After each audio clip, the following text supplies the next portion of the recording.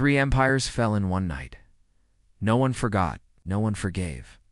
The galaxy watched in silence as human soldiers, small in number but terrifying in skill, tore through fleets and armies with a kind of madness no other species understood. After that, the Council of Galactic Peace made a decision. Humans were not to be used in war, ever again. They were banned, restricted, and locked away. No human could carry weapons, wear armor, or take part in battle. That was the law. But laws don't stop curiosity. They feed it. Years passed. Aliens whispered about the humans. Some called them monsters. Others called them gods. Oh. Many wanted one for themselves, not to fight with, but just to own. Owning a human became a sign of power. They were rare, expensive, dangerous. But if you had one, no one dared touch you. They became the ultimate prize. The Council had stopped humans from fighting, but by mistake, they made them more valuable than war itself. On the edge of the galaxy, on a dark moon called Yonthor Prime, a secret arena was built. No rules, no laws, only blood and money. The best fighters from every species came to battle for glory, for riches, and for the biggest prize of all, a living human. Every 3 cycles, the games were held. Thousands came to watch. Millions streamed it from hidden channels. And tonight the prize was back. A real human, the first in years. Ow. Zora stood at the edge of the fighting pit. Ow. She was tall, blue-skinned, with long black armor wrapped tight around her arms. She wasn't here for money. She wasn't here for fame. She was here for the human. Her brother had died in the last war, killed by a single human who never even looked back. Zora didn't fear them. She wanted to understand them. She wanted to see what made them so deadly. And maybe she wanted control over one. Just to know what it felt like. The crowd screamed as the first fighters entered. Blades clashed, bones broke, acid blood spilled. Zora didn't blink. One by one, she crushed her enemies quiet, calm fast. By the final round, her opponent a beast with 8 arms and metal. Skin charged at her with thunder in his voice. Zora moved once. His head dropped to the floor. The arena went silent. She was the champion. From a tall black tower, a door opened. Lights hit the glass cage being lowered from above. Inside, sitting in silence, was the human male. Thin, still. His hands rested on his knees. His eyes were closed. No chains, no collar. Zora stepped closer. Yes. The cage stopped a few feet from the ground. Dumb. The human opened his eyes slowly, looking at her like someone remembering an old dream. The guards whispered warnings. Don't get too close. Don't speak. Don't touch. Zora smiled slightly. You're mine now, she said. The human said nothing, but he didn't look afraid. Far above them, in hidden chambers across the galaxy, powerful leaders watched the moment. Some smiled, some frowned. They just saw, because they all remembered one thing. You can take a human out of war, but you can't take war out of a human. This one had just opened his eyes. The human didn't speak, not during the flight, not during the scans, not even when Zora personally handed him food. He simply followed, sat, and stared, always silent, always watching. The crew joked that he was broken, maybe brainwashed. Some even said he wasn't human at all, just a ghost in human skin. But Zora didn't laugh. She had seen something different in his eyes. Not fear, not confusion, but control. Like he understood everything and was just waiting. They kept him in a clear glass room on the ship. No chains, no restraints, just walls thick enough to hold plasma. The room had no doors. Only one platform that rose and lowered from below, controlled from the bridge, was meant for display, not comfort. Most species wouldn't survive such isolation. The human, Eli Voss, sat perfectly still every hour, his back straight, his eyes calm. It was like he wasn't even alive, until something changed. On the third night, power flickered on the lower decks. Doors opened and closed on their own. Weapons misfired in training, and security logs showed strange errors, systems responding to no commands. Zora's engineer checked every circuit, and found nothing. The AI claimed all systems were green, but the crew felt it. Something was wrong. Something alive was in the machine. That same night, the lights dimmed in Eli's cell. Zora was alone on the bridge when she noticed it. She switched to the camera feed. Eli wasn't sitting anymore. He was standing, staring directly at the camera, as if he knew she was watching. The camera lens flickered, then died. Zora ran down the corridor, her boots pounding against the metal. Her crew called after her, confused. But she didn't stop. She reached the glass room, heart racing. Eli stood motionless inside, hands at his sides. No sign of anger, no violence. But the platform beneath him was glowing, and no one had turned it on. "How did you do that?" Zora asked, her voice low. Eli looked at her, head tilted slightly, like he was studying her response. "I didn't," he said, speaking for the first time. Zora froze. His voice was calm, clear, no fear, no hate, just a fact. "I didn't do anything," he added. "You did." "What do you mean?" she asked. "You brought me here," he said. "And now everything is listening to me?" Zora stepped back. The lights above her flickered. The door behind her locked on its own. Her wrist come shut off. She whispered, "Are you doing this?" Eli smiled just barely, not wide, not cruel. Just enough to show that he knew more than she did. "The systems aren't broken," he said. "They're just curious, like you." The first time in years, Zora felt cold fear. Not the kind from battle. Not from wounds or blood. This was different. Deep. Quiet. Ancient. The fear of knowing. You were in the presence of something far more dangerous than anyone ever warned you about. The human wasn't just a prize. He was awake, and he had been waiting for this moment. It began. With a siren. Sharp, sudden, and urgent. Zora was halfway through a systems check when the ship's lights flashed red. Shields powered on without command. External sensors screamed, "Boarding party detected." 3 ships had come out of stealth, locking onto them like predators ready to feed. Zora's crew scrambled. Weapons were powered, defenses armed. But it was already too late. The attackers had bypassed security and were inside. "They're not after cargo," her second-in-command shouted. "They're here for the human." Zora's eyes darkened.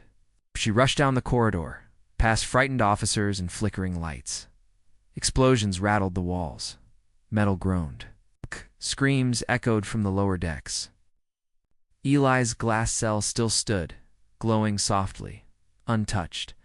Zora reached him just as the bulkhead nearby blasted open. Warlords in dark armor stormed in. Their leader, a towering beast with 6 mechanical limbs, pointed directly at the glass. "Step aside," he said. "You don't know what you're holding." Zora raised her weapon. "I know enough. He's mine." The warlord laughed, cruel and sharp. "He's no one's commander. He's not a prize. He's a weapon. And you're not ready to carry him." Blaster fire lit up the hall. Zora's soldiers were pushed back. The warlord's men closed in fast, surrounding the glass cage. Then, behind it, Eli moved. He placed one hand on the glass wall. The lights dimmed. The floor beneath him opened with a soft hiss, and he stepped down free of the cage for the first time. Everyone froze. The warlord turned to him, amused. "You going to fight us, human?" Eli said nothing. He walked forward slowly, bare hands empty, his face calm. Zora, bleeding from a cut on her brow, shouted over the noise, "Do something!" "We're losing." Eli stopped. Turned to her. "Permission?" he asked. Zora blinked. "What?" "I need permission," he said again. "You brought me here, so it has to come from you." Zora was surrounded. Her crew was dying. Her ship burning. She looked him in the eyes. "Do it." He smiled. What happened next wasn't loud. It wasn't wild. It was silent and terrifying. In under 30 seconds, Eli moved through the attackers like smoke through cracks. No weapons, no armor.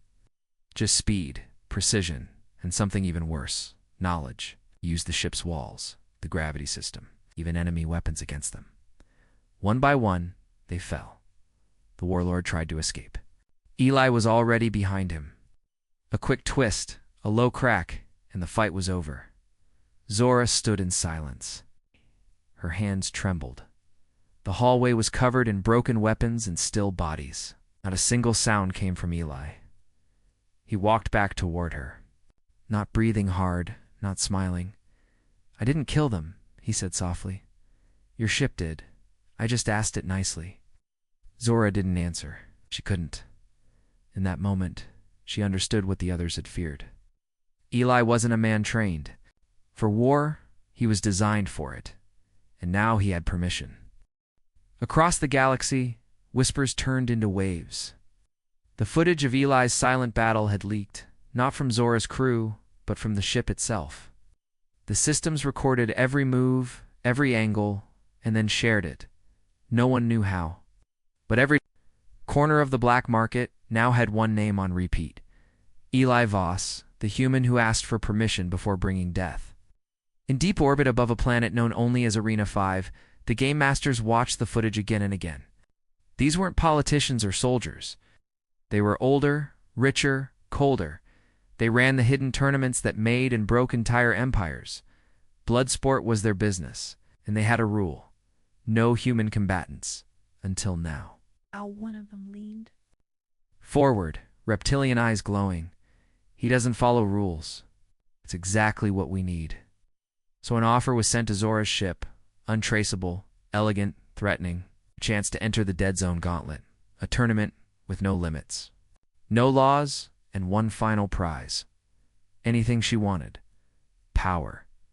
Planet's peace. Whatever she named. Zora read the offer twice. She already had what she came for, Eli. But this was something different. A challenge. She asked Eli, "Will you do it?" Eli was quiet, standing in the ship's training bay, eyes closed. "They want a show," he said. "They think I'm here to fight for you, but I'm still a prize." Zora nodded. "So what do you want?" Eli opened his eyes. "My own armor, my own weapons, and my own rules." 3 days later, the tournament began. Ships from across the galaxy arrived at Arena 5.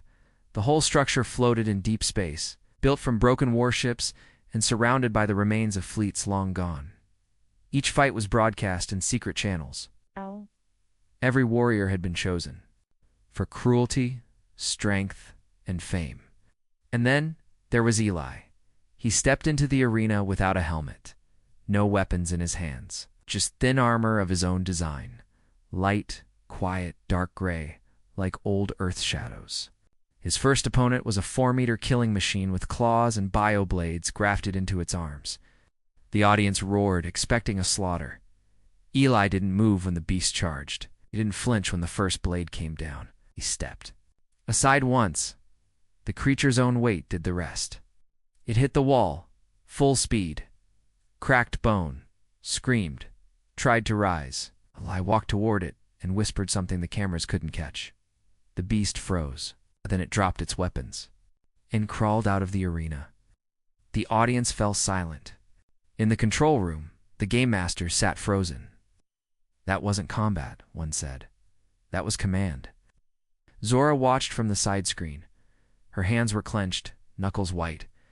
Eli wasn't fighting to win. He was fighting to warn.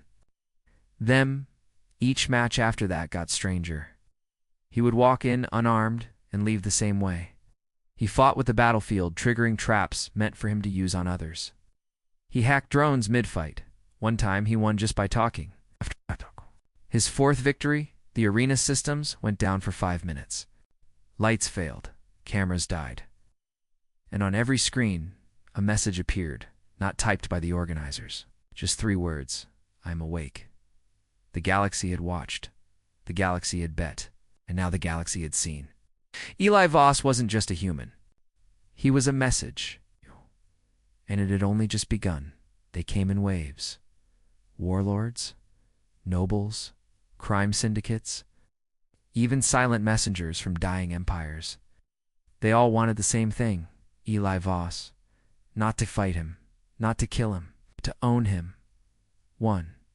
Offered a fleet of 100 ships, Another offered a throne on a moon made of crystal. A third offered something stranger, an uninhabited planet where no law reached, where Eli could do as he pleased with no eyes watching. Zora refused them all. She had seen what Eli could do, what he chose to do, and more importantly, he didn't. He never killed unless absolutely necessary. He never showed off. He never tried to be seen. He didn't seek power. That's what terrified people most. Because if someone so dangerous didn't want power, then no one could predict what he did want. One night, as they floated in orbit around a derelict station, Zora asked him, "Why do you stay?" Eli was quiet, staring at the stars.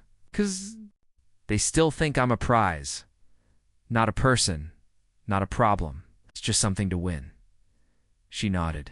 "And you want to prove them wrong?" "No," Eli said, his voice calm. "I want them to prove me right." That same night, an ambassador from the Korth Dominion arrived. He didn't ask. He demanded. Kea offered Zora more money than her species had ever seen. When she refused, his guards pulled weapons. Eli was already behind them. The guards never fired. They simply froze in place, eyes wide, weapons slipping from their hands as if pulled by gravity itself. One dropped to his knees, another backed away, hands shaking. The ambassador shouted, "What are you?" Eli answered, a reflection. The night word spread that Zora's human couldn't be bought, threatened, or tricked. But the galaxy was stubborn. They stopped offering money. They started sending warnings. Ships began appearing in Zora's path. Her allies stopped answering her calls. Stations refused to refuel her ship. The message was clear: hand over the human, or be erased. Zora turned to Eli. "They're going to destroy me." He looked at her, "Then leave me." "I can't," she said. "I chose you."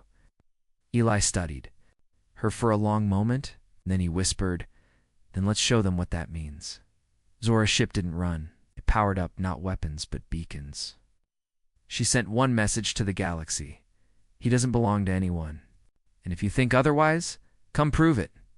The first ship arrived within hours, then 10 more, then a fleet. They didn't expect resistance. They didn't expect war. They expected a man in a cage. What they got was Eli, not hiding, not defending, choosing. One by one, ships lost control. Navigation vanished. Weapons locked up. Enemies turned on each other. And in the silence after the last ship burned, the galaxy realized something horrifying. Eli never fought for Zora. He fought because someone believed he was free, and now everyone else was paying for forgetting that. The Galactic Council met in emergency session for the first time in 2 centuries. Representatives from over 100 species filled the cold circular chamber. No smiling, no debates, only fear. The topic was simple: Eli Voss, the human. They showed recordings from the arena, from the broken fleets, from the ambassadors who returned home empty-handed, or not at all. They spoke in hushed tones about what he might do next. One species wanted to negotiate. Another suggested assassination. Third said what none dared to say aloud: we were wrong to ever think humans could be controlled. Now, so they passed a new law. Effective immediately: no human shall ever be allowed in any combat arena, battlefield, or weapon system in any part of known space. The punishment? Total planetary strike. The message was sent to every station, every system. But on a frozen mountain ridge far from the stars, Eli Voss already knew. He stood alone, surrounded by snow and silence.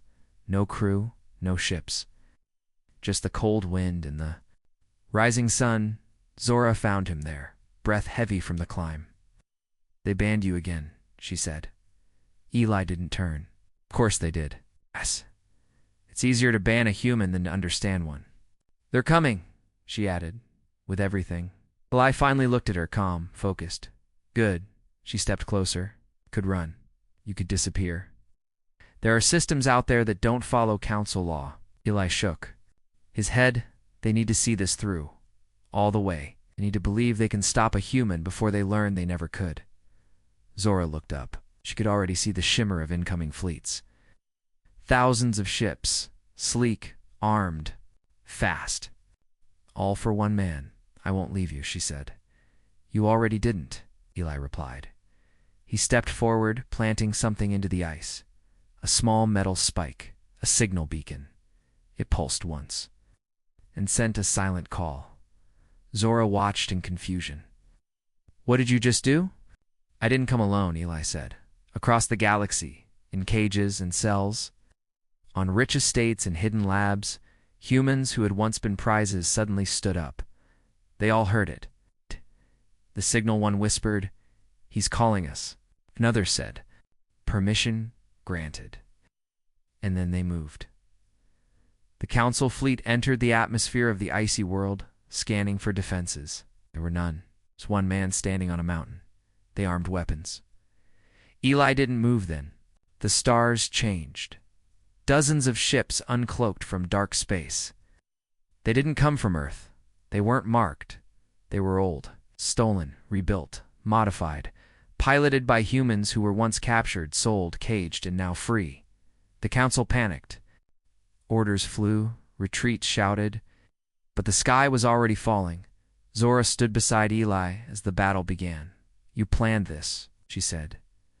Eli shook his head. I believed this. What happens now? She asked. He looked to the burning sky. Now, he said, they remember. We weren't banned because we were dangerous in war. Zora frowned. Then why? Eli answered. Because we're more dangerous after it. The final broadcast showed one last image before every camera went dark. A single human standing tall, with a smile that made empires tremble, and across the galaxy, no one ever called them prizes again. In the ruins of what was once the Council's Pride Fleet, a silence spread across the stars, not the peaceful kind, the terrified kind. Stations went dark. Empires paused their wars. Trade routes were abandoned. Everyone waited for Eli Voss to speak, to act, to demand something, but he didn't. The humans who had once been caged returned to their chosen homes. Some disappeared forever. Others joined Zora and Eli in orbit above the broken Council world. No flags were raised, no victory was declared. There was no speech, no anthem, no new power, just silence. Because the galaxy had seen something it could not explain. Thousands of elite soldiers. Warlords, machines, all brought down by humans, who barely spoke a word, not through domination, not through destruction. Through unity, patience, and something far more dangerous belief, Zora stood with Eli on the bridge of their ship. The stars stretched endlessly ahead. Below them, the Council world lay in flames, not because Eli destroyed it, but because its own leaders had done the job for him. Fighting shadows, fearing ghosts, turning on each other. She asked him, It's over now, isn't it? Eli looked down at the planet. No, he said softly. Now it begins. Zora frowned. What begins? The truth. He turned to her. The galaxy didn't fear what humans did. It feared what we could choose not to do. Zora understood the silence. Was the warning? Eli sent a final message out into the stars. Just one line. No threats. No war cries. Only this. We never wanted war. You did. You just ended it. It became the most watched transmission in galactic history. In the months that followed, the balance of power shifted. Not toward humans, but away from fear. Species that had once been crushed under Council laws rose up. They had seen what could happen when even one person stood up. When a voice long silenced finally spoke, and the universe listened, Eli Voss didn't become a ruler. He refused every crown, every medal, every offer of control. He chose a quiet life on a planet no one recognized, where the stars were soft and the nights long. Zora stayed with him, not as a guard, not as a commander, as a friend. Sometimes young, travelers found their way there, asking if the stories were true. Eli never said yes or no. He only smiled. One day, a child asked him, Why didn't you fight back from the beginning? Eli leaned forward and answered, Because the real fight wasn't against their weapons. He tapped the side of his head. It was against their ideas. The child blinked. Did you win? Eli looked to the sky at a galaxy forever changed and said, "You tell me." Then he went back to building something in the sand. Not a weapon, not a cage, just a home. And far above, in corners of space once ruled by fear, people remembered. Humans weren't banned because they were dangerous. They were banned because when they believe in something, they don't stop. Not until the galaxy listens.